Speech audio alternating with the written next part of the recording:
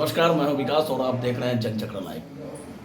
आज हम बात करेंगे आगामी 17 नवंबर को देश की राजधानी के जंतर मंतर पर भारतीय रेल मजदूर संघ के आह्वान पर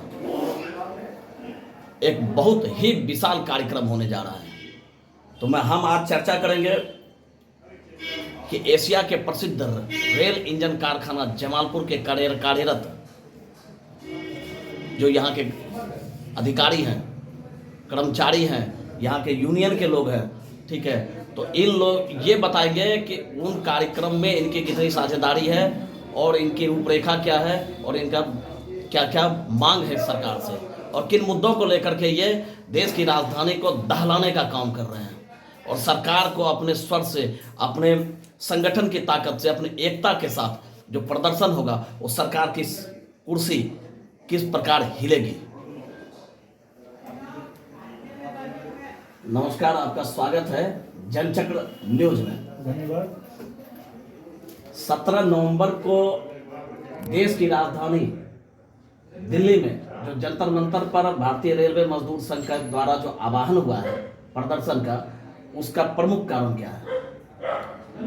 भारतीय मजदूर संघ के बैनर तले आज जो सरकार की नीति है, सरकारी और सार्वजनिक क्षेत्रों को निजीकरण और निगमीकरण की तरफ ढकेलने की, उसके विरोध में 1 पॉइंट एजेंडा तैयार किया गया है ताकि हम सरकार पर दबाव बनाकर निजीकरण और निगमीकरण की जो उसकी प्रक्रिया है उस पर यथाशक्ति अपने ताकत का प्रयोग करते हुए उसको रोकने का प्रयास करें।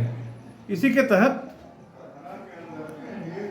भुवनेश्वर में जो भारतीय मजदूर संघ की कार्य समिति हुई थी, उसमें तय किया गया था कि जितने भी सरकारी क्षेत्र और सार्वजनिक क्षेत्र की संगठनें हैं, सबको एक साथ मिलकर 17 नवंबर 2022 को दिल्ली के जंतर मंतर पे सरकार पर दबाव बनाने का कार्य किया जाए, क्योंकि भारतीय मजदूर संघ मजदूरों के द्वारा मजदूरों के लिए और मजदूर संगठन है।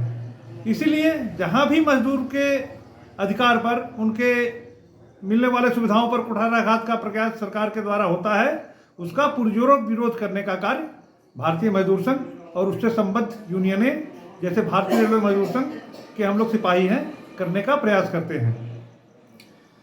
तो क्या लगता है कि सरकार, भारत की जो केंद्र सरकार है, इन सरकार के ऊपर दबाव बनाने के पहले जो प्रक्रियाएं होती है वो प्रक्रियाओं को आपने पूरा कर चुका है?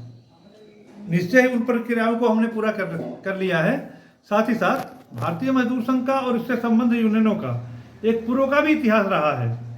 पूर्व में भी जिस समय एनडीए यानी अटल बिहारी वाजपेयी जी की सरकार थी, उस समय हमारे जो संस्थापक थे जीवित थे और उनके मात्र एक कथन पर उस दौरान जो है वित्त मंत्री यशवंत सिन्हा जी ने, जो वित्त मंत्री थे लेकिन श्रम क्षेत्र में अनाधिकार प्रवेश करते हुए, एक प्रस्ताव पारित किए थे कि 100 से कम जहां कर्मचारी रहेंगे उसको बिना पूर्व अनुमति के बंद किया जा सकता है।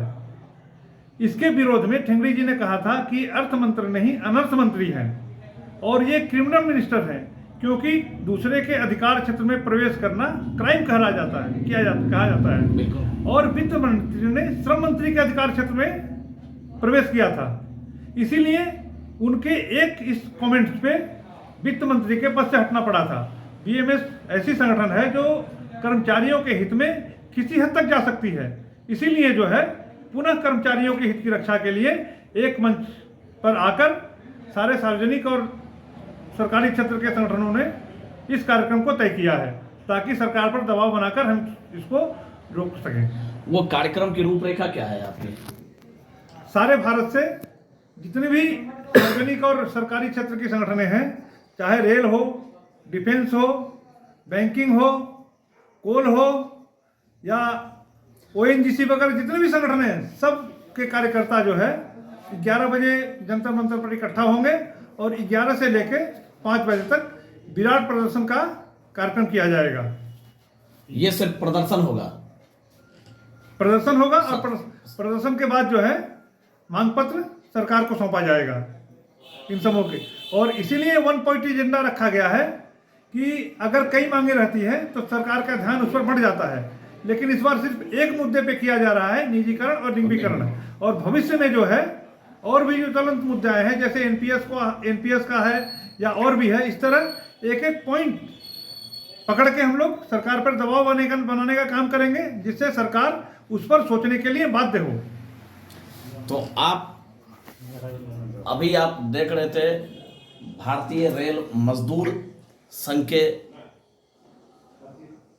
वित्त सचिव के पद पर आसीन भानु प्रताप पाठक जी को, जो अभी आप सुन रहे थे।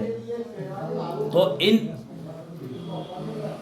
ये जो गंभीर विषय है, इन गंभीर विषयों को लेकर के केंद्र सरकार को अब सचेत हो जाना होगा, चौकन्ना हो जाना होगा कि ये प्रदर्शन की जो रूपरेखा तैयार हुई है, ये प्रदर्शन कहीं उनकी लुटिया न डुबो दे, चूंकि ये मजदूर के हित की बात है। पूर्व में हम आपको बता दें कि जब किसानों के हित की बात को लेकर के जब आंदोलन हुआ था तो पूरा देश हिल चुका था, सरकारें हिल चुकी थी, सरकार को बैकफुट पर जाना पड़ा था। ये कहीं न कहीं इसी ओर यह बढ़ता हुआ यह कदम है। आगे हम बात करेंगे, हमारे एक और साथी हैं और इस वक्त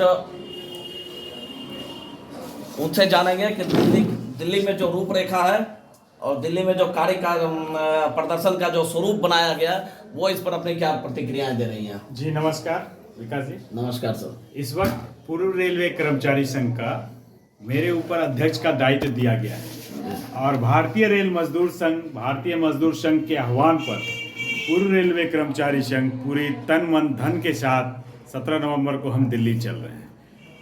आपको बता दें कि भारतीय मजदूर संघ, भारतीय रेलवे मजदूर संघ कई अथक प्रयास की कि एक मंच पर NFIR, AIRF और इसके साथ जितने भी एसोसिएशन है सभी को एक मंच पर लाया जाए, जिससे कि चट्टानी एकता का प्रदर्शन किया जाए, मजदूरों की चट्टानी एकता को बताया जाए।